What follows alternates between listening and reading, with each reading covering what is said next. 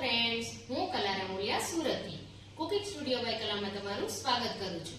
આજે આપણે જોઈશું નવસારી ફેમસ પાઉં બટાકા, એ પણ બિલકુલ સ્ટ્રીટ સ્ટાઇલમાં, અને સાથે તેની ગ્રીન ચટણી એ પણ ખાંડેલી।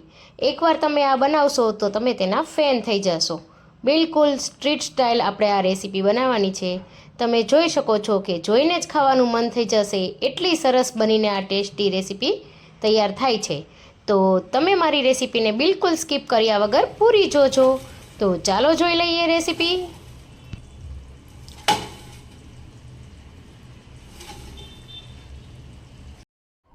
પણ હજી સુધી જો તમે મારી ચેનલને સબસ્ક્રાઇબ ના કરી હોય તો સબસ્ક્રાઇબ કરી લેજો અને બેલ આઇકન પર બટન દબાવી દેજો, જેથી મારા નવા વિડીયોની નોટિફિકેશન તમને સૌથી પહેલા મળે।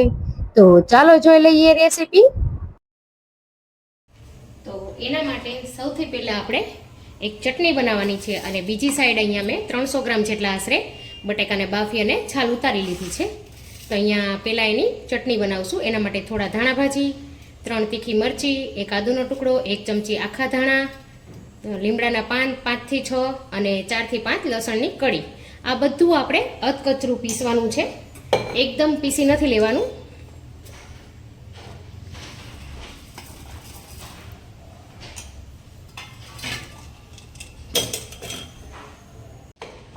તો અહીંયા આપણી આ ચટણી પીસાઈને તૈયાર થઈ ગઈ છે। તમે જોઈ શકો છો કે આ રીતે અધકચરી છે।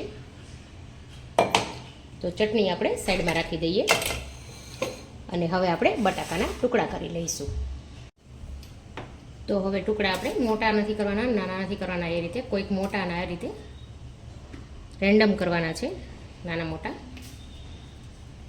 થોડું અધકચરું મેશ થાય એ રીતે કરવાના છે, આ રીતે।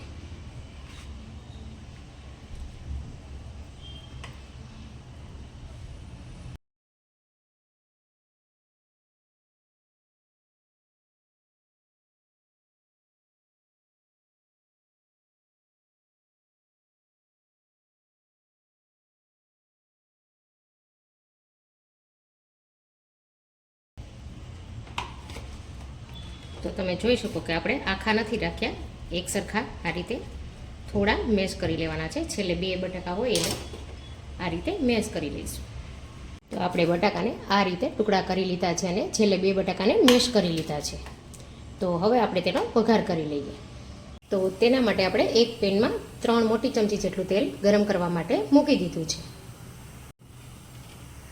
તેલ આવી ગયું છે કે નહીં એ જોવા માટે આપણે રાઈના દાણા ઉમેરી દઈએ।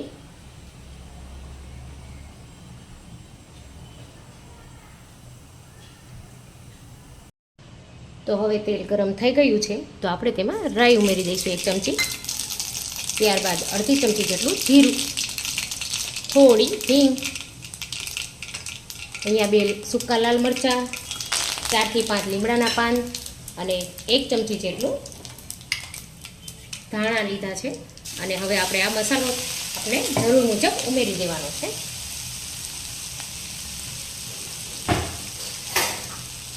ત્યારબાદ આપણે તેને સાંતળી લઈએ આ રીતે, અને હવે થોડી હળદર નાખી અને પાણી ઉમેરી દઈશું।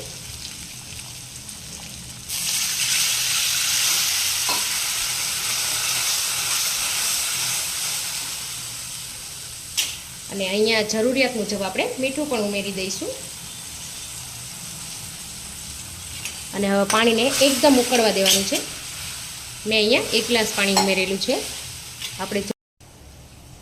તો હવે આ પાણી સરસ ઉકળી ગયું છે, તો તેમાં આપણે બટેકા ઉમેરી દઈશું।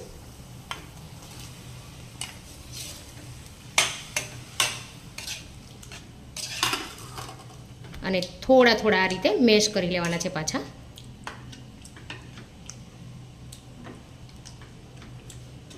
અને એકદમ સરસ ઉકળવા દઈશું આપણે તેને।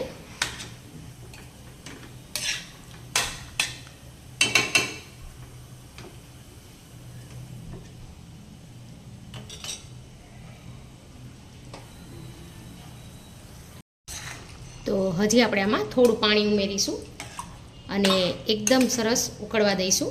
થોડા થોડા પાછા બટેકા મેશ કરી લેવા આ રીતે।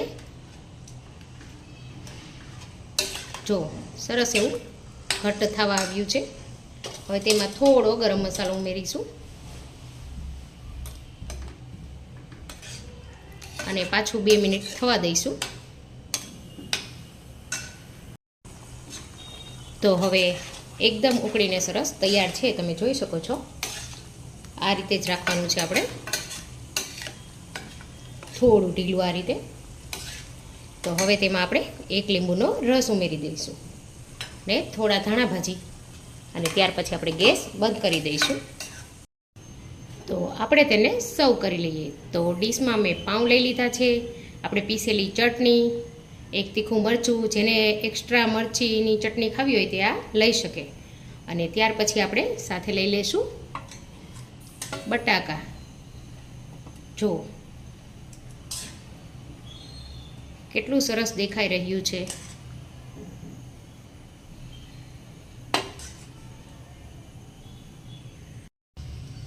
તો તમે પાઉંને આ જ રીતે પીરસવામાં આવે છે. જો તમારે શેકવા હોય તો તમે શેકી પણ શકો.